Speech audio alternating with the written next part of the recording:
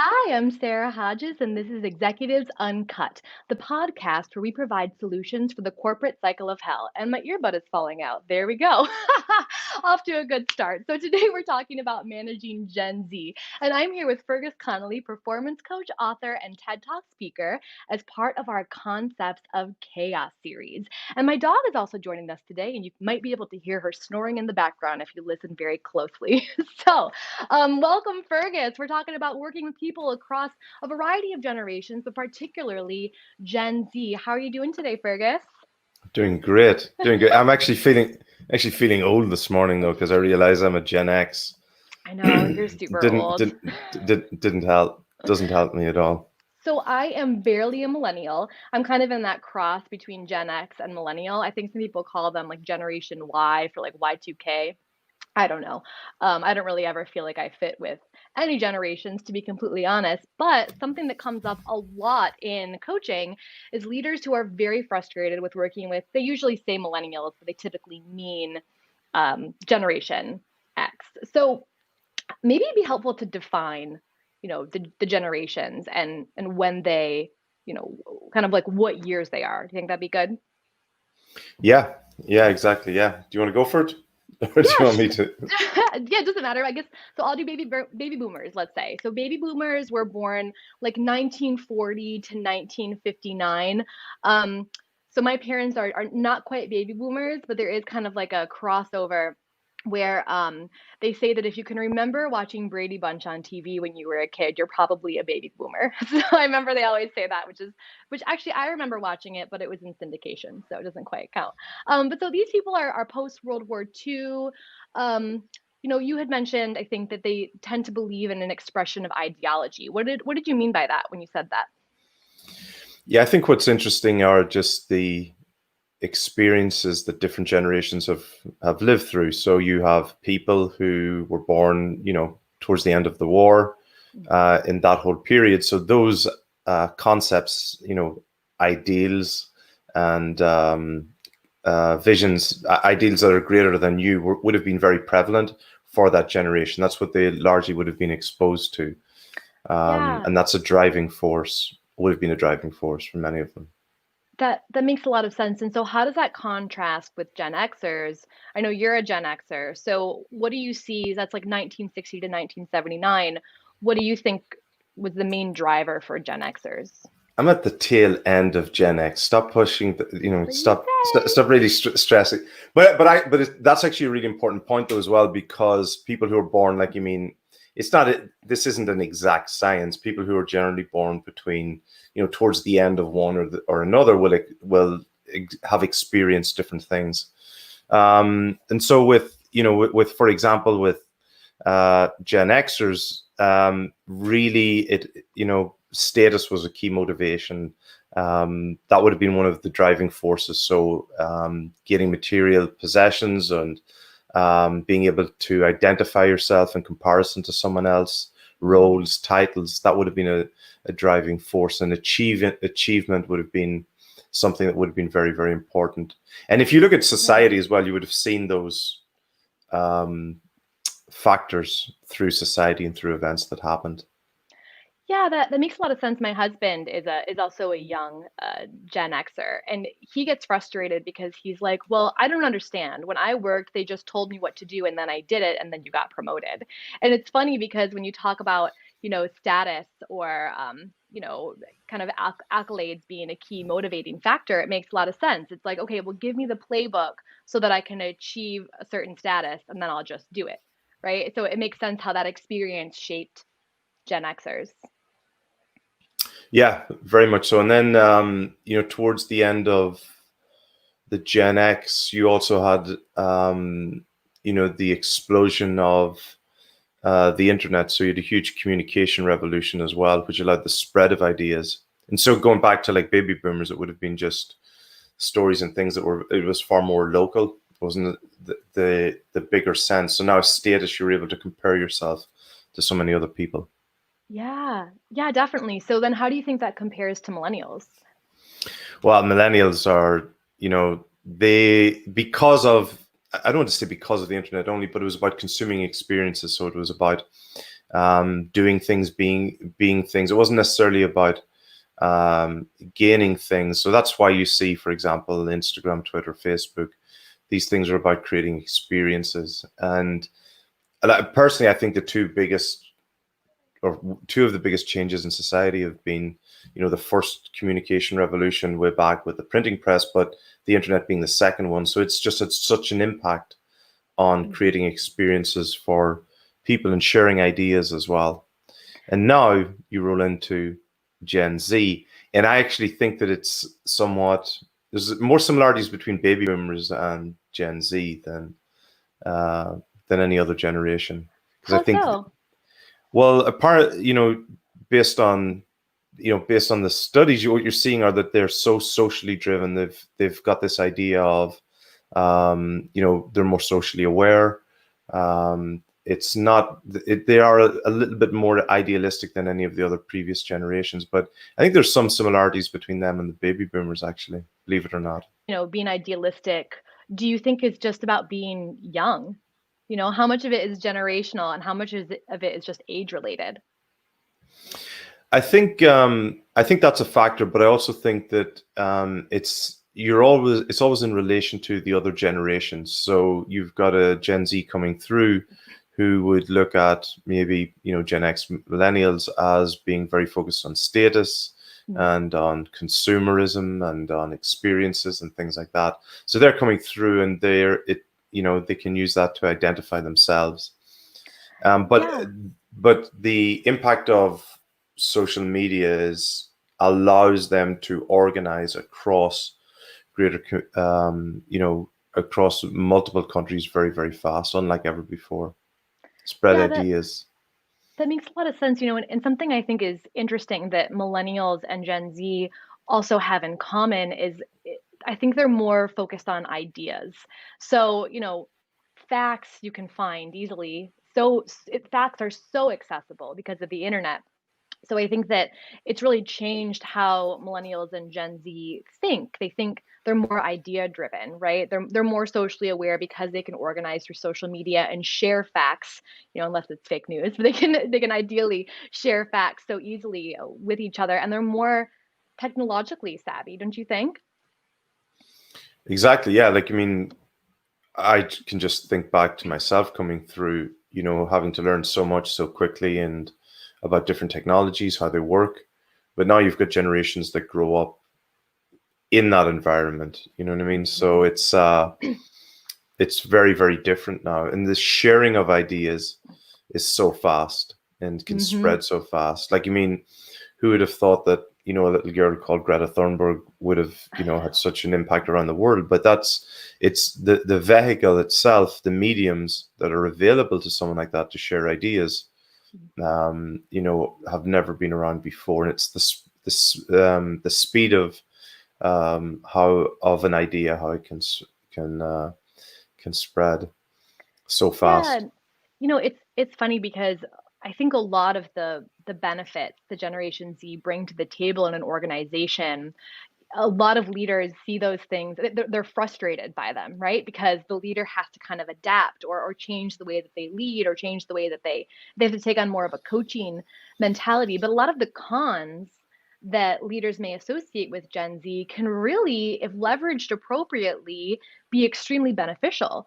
I think this generation it's much more adaptable. They don't, because they're not so achievement focused with I am this and I do this, they don't see themselves as fitting into traditional constraints. What else do you think they bring to the table that leaders may see as cons that are actually benefits? Well, I think the key thing is to recognize that everybody's had, different experiences. So they've come from different positions. And so therefore they've developed different skill sets. Not really good or bad, it's just different. And so it's being able to, like you said, exploit those for the benefit, inspire them really to use them. So, those ideas and understanding and different perspective, if you've created the right environment and the right culture, can be very, very exciting because you get so many different ideas. Now, you do have to filter it down then to practical applications, but that in itself is exciting as well. Like, how do you make it work? And also, depending on the area that you're working in, and when you're talking about developing products or experiences or whatever for future generations, well, Gen Z, nobody's better at being able to help you understand what is needed and what people are doing and how to communicate than Gen Z. If you Yeah. want to understand, for example, if you had a podcast and you wanted help figuring out how to put it together and market it, you would actually speak to some people, some Gen Z. Well, funny enough, that's exactly what I did. So, actually, Emily and Justin are here with us today. Do you guys want to pop in for a second and chat about what you guys are from Generation Z? Do you want to pop in and talk about what you want? Hey, Justin. Hey, Emily. Hi. Yeah, so as you guys are listening to us, like I feel like an old person, I kind of am, talk about Generation Z, like, what do you guys think? What do you guys want from your leaders and from, your positions and organizations? What drives you? For me, I think a lot of like creative freedom, and I think we're more relatable to what Fergus was saying about like Gen X and how they were big on status and um like materialism almost, because I feel like we grew up around social media and technology. So at least this is my experience, but like growing up around those things, people realized that they had to be someone to fit in or like have a Mm-hmm. following, I suppose.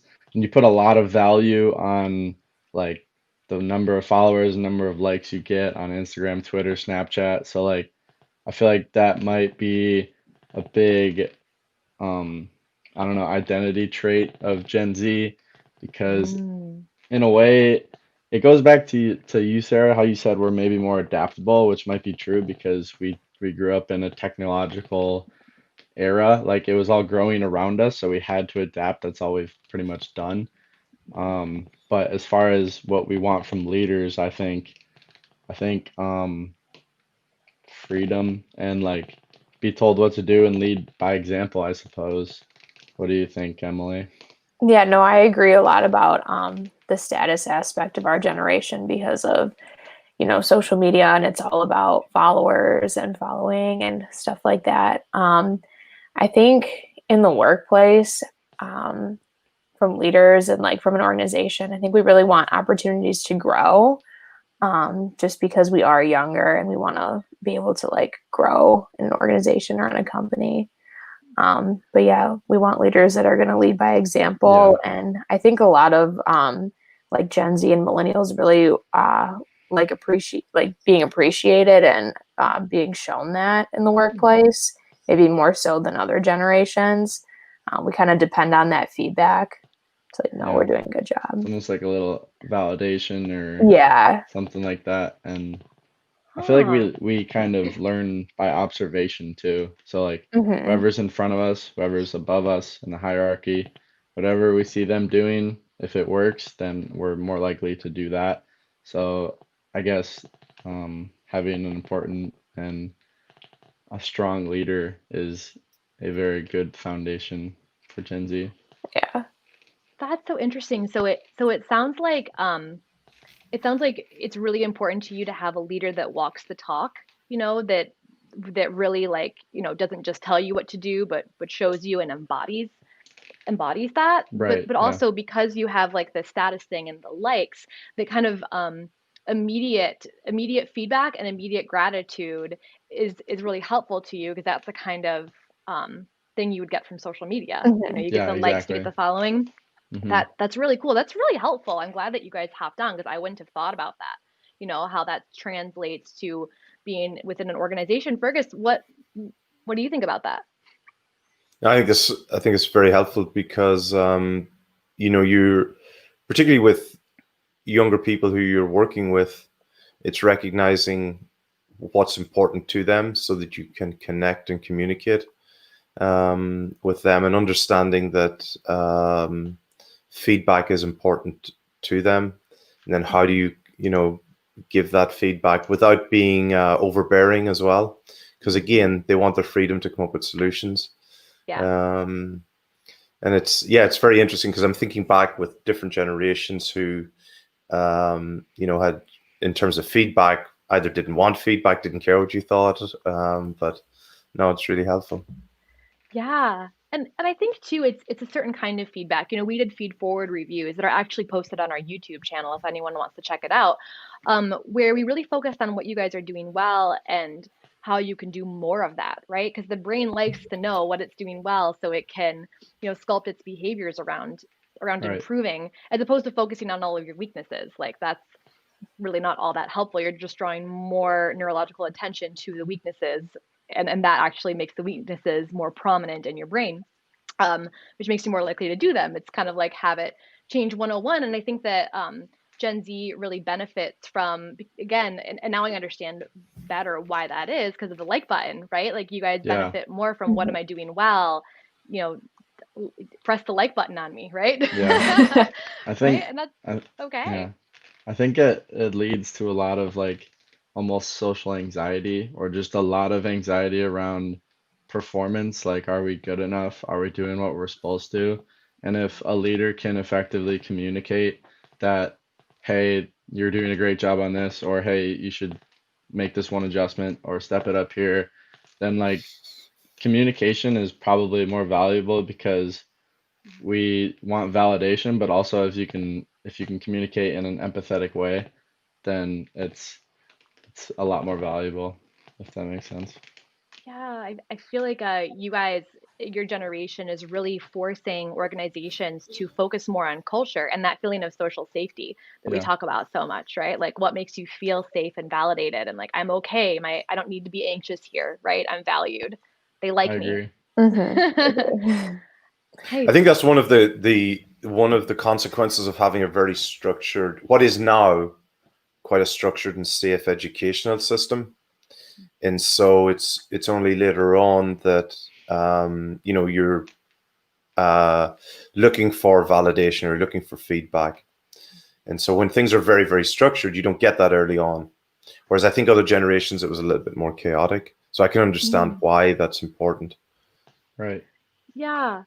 I also just really believe too what I said earlier, which is you can find any information, any data online now. You can just pick up your cell phone and find it. So really like if I'm going to bring on someone from Gen Z, which obviously I have, I want you guys to be thinking and creating ideas and using all that information and making something really cool out of it, which you've done. Justin spearheaded this podcast, and Emily's was how you guys have seen the podcast because she puts it all over social media and makes beautiful graphics.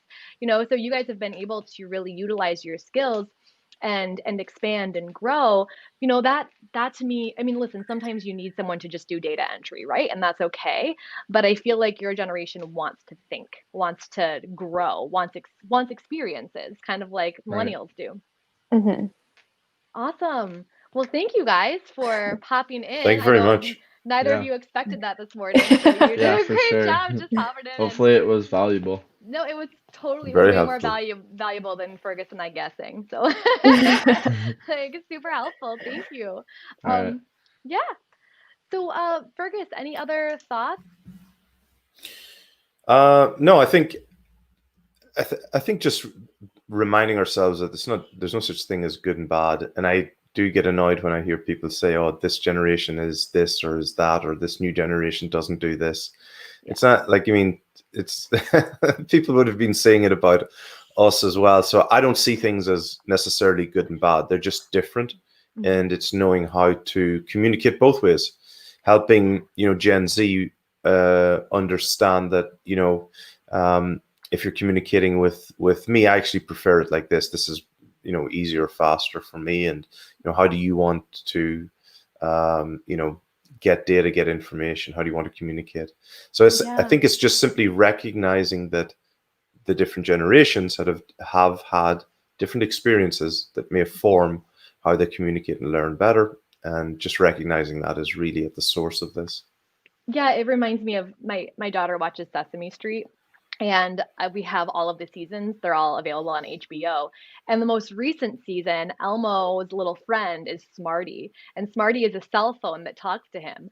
And I was watching that, and I was like, "Holy crap!" Like, talk about your environment shaping that generation, right? Like, it's Smarty is actually a cell phone character on Sesame Street, for crying out loud.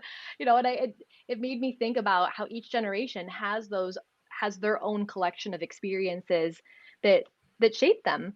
And that's the case with Gen Z, and it doesn't make it bad. It just means that as leaders, as older leaders, it is our responsibility to adapt to their needs, to make them feel safe. And if we do that, we're going to get the most out of them, right? Which is ideally what you want when you employ somebody.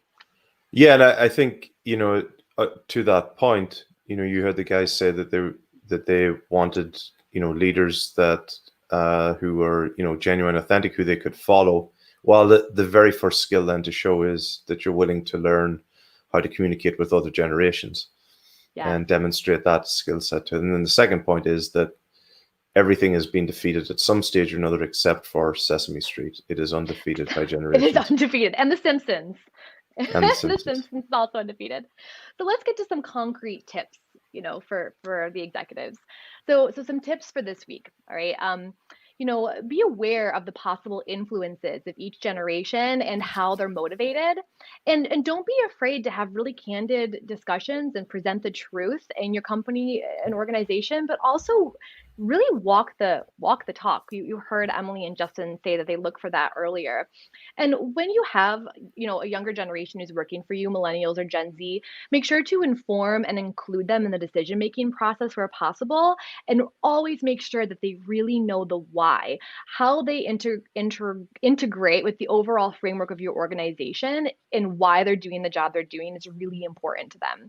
And enjoy the dialogue, and ask them questions to give them a sense of ownership. And don't forget to show gratitude, show appreciation for their contribution, ideas, and especially the grunt work, which a lot of Gen Z totally hates, and help them understand, again, how those menial tasks contribute to the overall, success of the company. Fergus, any other tips that I missed? No, really good, really good summary. Okay, really good trying summary. my best. So let's get to a coaching challenge. We always want to make sure you guys leave with a coaching challenge. You have something to really, challenge yourself to do to grow.